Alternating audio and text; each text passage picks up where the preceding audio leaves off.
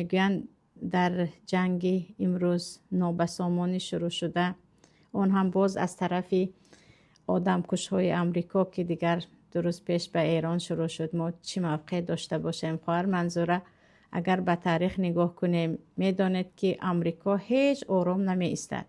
این تقریبا تا 20 سال ویتنام را زده بود، بعد از این شروع کرد افغانستان رو، بعد از این شروع کرد عراق رو، باز هم همیشه اسرائیل رو یا گفتیم دولت یهود رو پیش میکند که همیشه فلسطین رو آرام نماند. شروع کرده بود با مصر جنگیدن رو یهود ها که اونجا هم حتما بالای سرش امریکا بود. انا امروز دیدیم که به ایران هم حمله کرد. البته که یک زن مسلمان از این یعنی سیاست های این گونه دولت های غاصب یا گفتیم دولت های دزد و غارتگر با خبر باشد و اصلا بی‌طرف نباشد.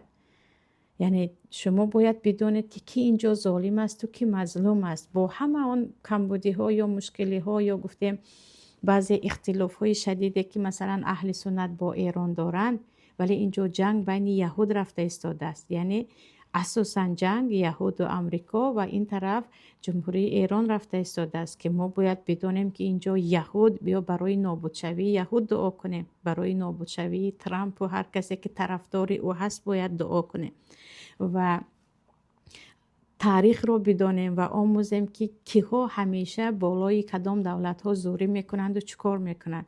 اگر ببینید از یک طرف غارت شدن یک کشور با اون هم همیشه بهانه اینها به آنجا دموکراتی جارو کردن و چیزی دیگر هست، از یک طرف خاموشی مسلمان ها و حتی کمک کردن مسلمان ها به یهود رو دیده ایستادید، چه دولت خلیج باشد چه طرفداران آن، که خیلی جای ننگ است و یک مسلمانی که او به الله یقین دارد و من نصر الا من عند الله العزیز الحمید، نصر فقط از طرف الله یگانه است. نصرت به هر چی باشد، هم مؤمنه که به نصر الله یقین دارد اینجا باید بداند که کی ظالم است که مظلوم است. من نمیگویم بی‌طرف باشید، کردان نشوید، اهمیت نه، باید اهمیت دهیم. اینجا اگر چین یا خطای امروزه با یهود می جنگید هم من میگفتم بر علیه یهود دعای بد کنید و بگوید چین اینجا پیروز شود تا که یهود از دست او نابود شود. کجا رسد؟ به ایران که هم همزبان ما هست، هم در آنجا اهل سنت هم هستند،